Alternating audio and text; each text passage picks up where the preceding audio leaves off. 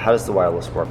Well, wireless in an enterprise situation like what we have here works extremely differently than at a home. The difference at a home is that you have one access point. That access point can handle pretty much anyone in the household. You've only got maybe 2 to 5 people in the household, each having maybe a couple devices. And we're only talking about maybe 10 devices, maybe a couple working at a time. Mm-hmm. So that's really not that bad.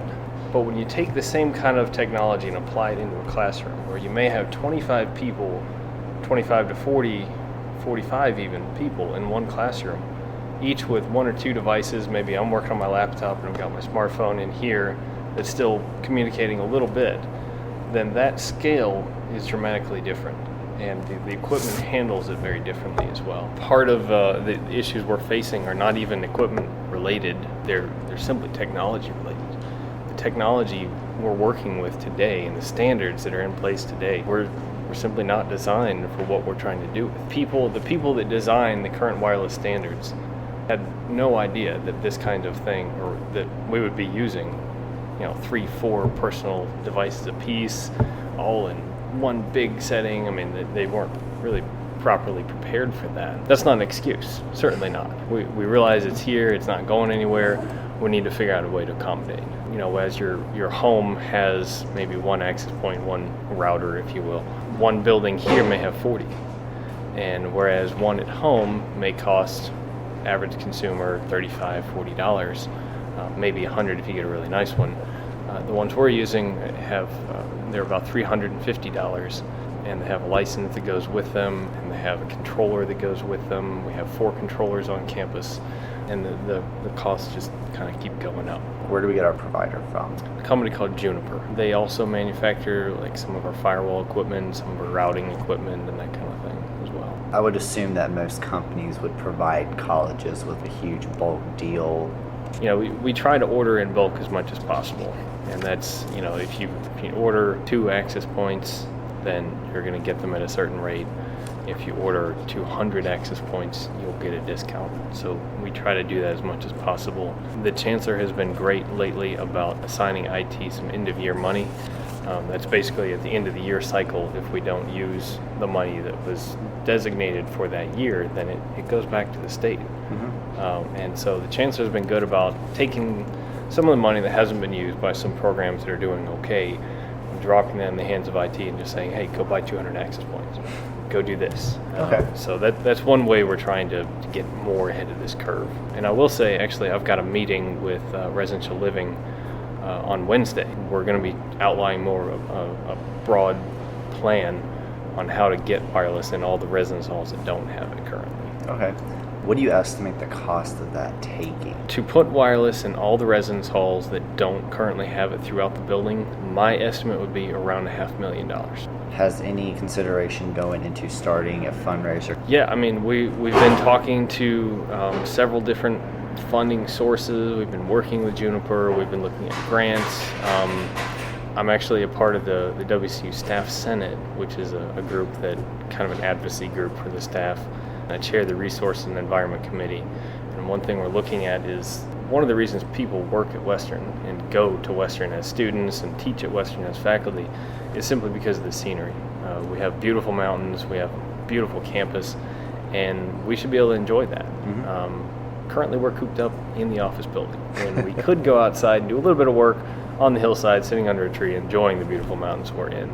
So we've been working with them a little bit, trying to find some kind of fundraiser. I've got several ideas. Some of them are harebrained, some of them may work, some of them may not. Last November we did a campus-wide survey, and all 3, students, faculty, and staff, all said that their top priority was getting more wireless and a more secure and robust wireless infrastructure. So that's been IT's one of our top priorities, trying to get that. Funding has to come from several different places, obviously. Residential living has to provide for their area, academic affairs, and all those different groups have to kind of work with them. But that's kind of one of our major priorities right now, is trying to get it expanded. Would it be plausible even to even get wireless sitting out on the hill by the fountain? Definitely possible. And actually one of my harebrained schemes is targeted right at that. Now, what about situations, I've talked to one of my professors about this, there are certain areas, I know for her is in Stillwell, where there's one hallway and then her office is on that hallway. The hallway would get wireless, but the office has got very sketchy wireless, even though there's like an access point right outside. There's a difficulty with that. What that is basically any kind of a network connection is like a pipe. And pipes have a certain diameter and a certain pressure level, and there's only so much water you can push through that pipe at some point. That pipe is like the airwaves, and at the current standard and the current frequency and how the current wireless system works, we have a pipe in every room.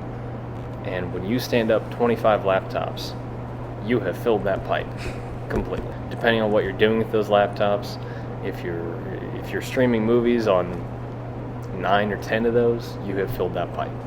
If you're doing moderate work on 25, you fill that pipe. If you're just doing very real basic, you might get up to 35 people. So as a result of that, the pipe between people and the access point is filled. So what we have to do is put in more pipes. Okay. We can't make a bigger pipe. The technology is kind of what it is. Until they figure out a way to cram more data in there, then the pipe size is what it is. It's 100 megabit or 150 megabit or something like that, whatever. So what we have to do is increase the number of pipes.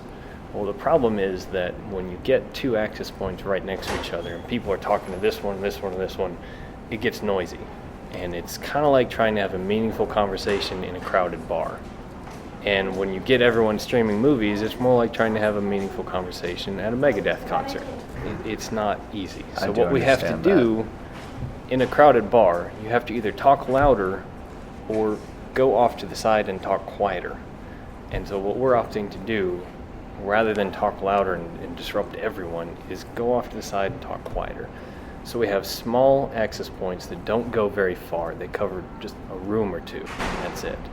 And so we've had to target those, and that's another reason why this is so expensive, because we have to have a $350 piece of equipment for every single room, and then have the stuff to back that up too.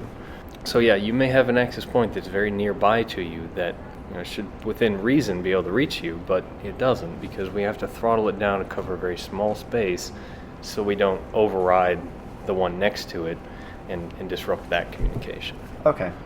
The answer to that is to add more access points, which is a funding issue. Now, talking about the tubes, does that have anything to do with FiberWire, the FireWire, the new thing that's being installed everywhere? Fiber optic? Yes. No. Okay. Fiber optic is one hell of a pipe. I mean, it is gigantic. The fact is that in the foreseeable future, no wireless technology will ever be able to compete with a wired technology. Fiber optic is simply blazing fast. It has huge capacity, and wireless, with a wired technology, you can always have reliable communication. With a wireless, there's so many other things that can just jump right on in. I mean, it's like throwing a football in a completely blank hallway or throwing a football through a crowded group. There's so many other things that can get in the way. So yeah, really the capacity problem is between the computers and that access point. It's just that wireless connection. Everything on the back end is blazing fast, got a giant pipe and everything. And that's why you'll notice if you ever have wireless problems and you take an Ethernet cable and plug it in, gone. Gone, yeah. Just like that. So is that why, with the random things jumping in that analogy with wireless, why students aren't allowed to have their own router on campus, as well as making their own computers or phones access points? Right. Part of that comes in with actual audit. The state auditors have said that we have to be in control of all the mediums of access for our network. And so when you take a router and plug it into our network, broadcast it in a different medium, then we can't be in control of that. Okay. Now, frankly, I don't really care, but it's a state audit, and I have to comply with that. The other problem is that we can't manage those in case they're being the loud guy in the room and over-talking all the others. We were just having a problem last week with a student who had a very high-powered access point in a residence hall that had full wireless and was disrupting everyone else's wireless. And that was a problem. We had to go and try to talk to the student and say, look, you are actually screwing up the wireless connection for everyone else here.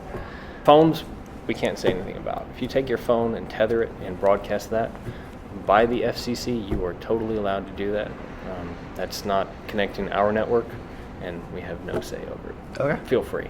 Now, you may cause interruption with our network just by broadcasting on the same frequency, but by the FCC ruling, we have to allow that. Okay.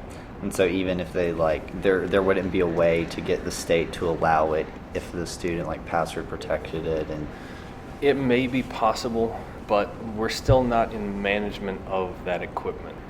So what made you want to get so involved with this? I'm a technology person, and I'm a former student here. I graduated several years ago. I have always been a fan of student technology, and I'm one of IT's biggest advocates for students. The CIO loves to come up to me and just say, "Hey, so how are students doing?" And I always say, "Well, they like us, but they don't like our wireless." I saw several problems with our wireless network, and being able to use the devices you wanted to be able to use, computers you want to be able to use, the software you want to be able to use. This is a university. We want to be as open as possible so that you should enjoy the freedoms that you can't when you go out in the corporate world. Whereas they like to restrict those things, I love to open up as much as possible. And Okay. Frankly, I think faculty, staff, we can all learn from students, and they take stuff like this and run with it, use it in new ways that we wouldn't have even thought of. One final question that just popped up is situations like the dreaded registering for classes, where no matter who you are, the server goes down because is that just because there's too many people trying to fit into one tube and just try and get that going? That's something we're working with, and we've made some good breakthroughs on. It's simply that is one time out of the year where you need twice the server that you normally do. There's a giant overhead on that, and is it, do you need to plan for something absolutely massive that you're going to totally underutilize most of the time? And that's a very real question. Now, we've made some adjustments so that we can do all this virtually, and literally we can have that system up and running and on the fly say, hey, you know what? Add 3 new servers into that so it can crunch away all at once. We're still kind of figuring out how that works and how to plan for that kind of capacity, but I think we'll see an improvement on that in the future. All right, well, that is everything of mine. So thank you Great. very much.